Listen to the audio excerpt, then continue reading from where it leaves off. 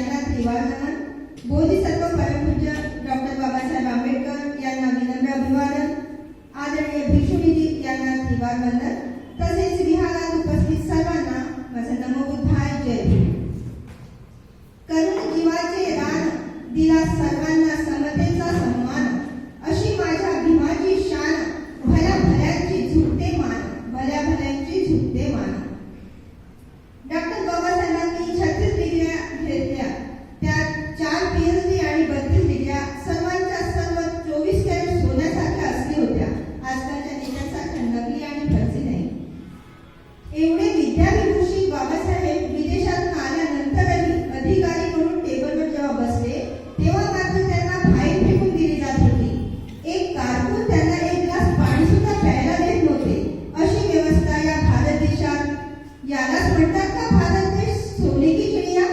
असे हे व्यवहार पाहून बाबासाहेब जेव्हा बडोद्याला वापस आले तेव्हा सयाजीराव बागमध्ये बसून ते खूप रडले आणि विचार केला, जेव्हा मी विदेशातून विद्याविभूषित आलो तरी माझ्याशी असे वागतात तर माझ्या समाजातील लोकांचे काय होईल.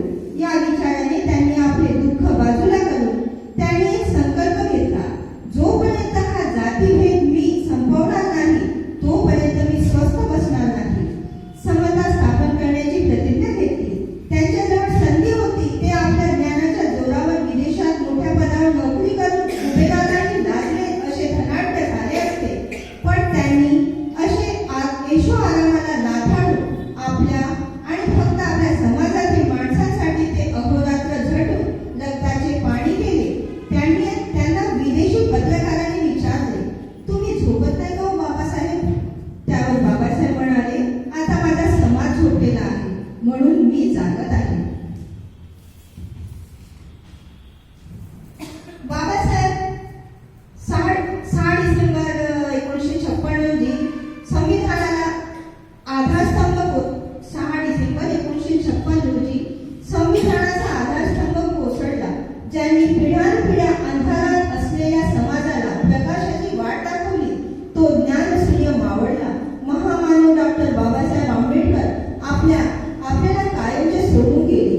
असे असले तरीही हा शोक दिवस म्हणून शांत बसण्यापेक्षा त्यांनी आपल्याला समतेचा गाढा त्यांनी जिथपर्यंत आणला आहे तो सामोर नेण्याची जबाबदारी आता मात्र आपल्यावर आहे.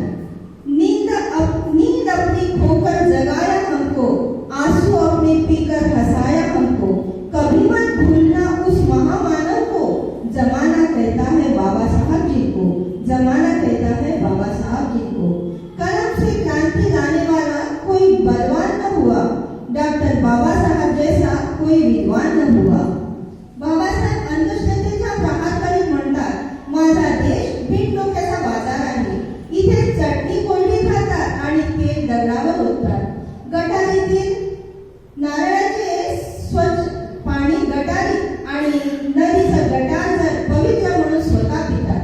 साधे दगडावर चढवतात, माणसाला मात्र उघड्यावर ठेवतात. उघड्या लागल्या माणसाला देव म्हणून पुजतात. अरे लोकांच्या अंगात देवी भूतच काय येतात.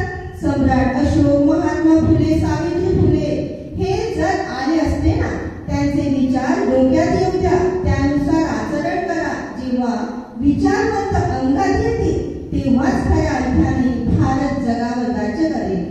आईने चालायला शिकविले, वडिलांनी बोलायला शिकविले, गुरुनी वाचायला शिकविले आणि माझ्या भीमरायाने या जगात सन्मानाने जगायला शिकविले. अशा ज्ञानाच्या अथांग सागरास माझे विनम्र अभिवादन करते आणि इथेच थांबते. नमो बुद्धाय जय भीम.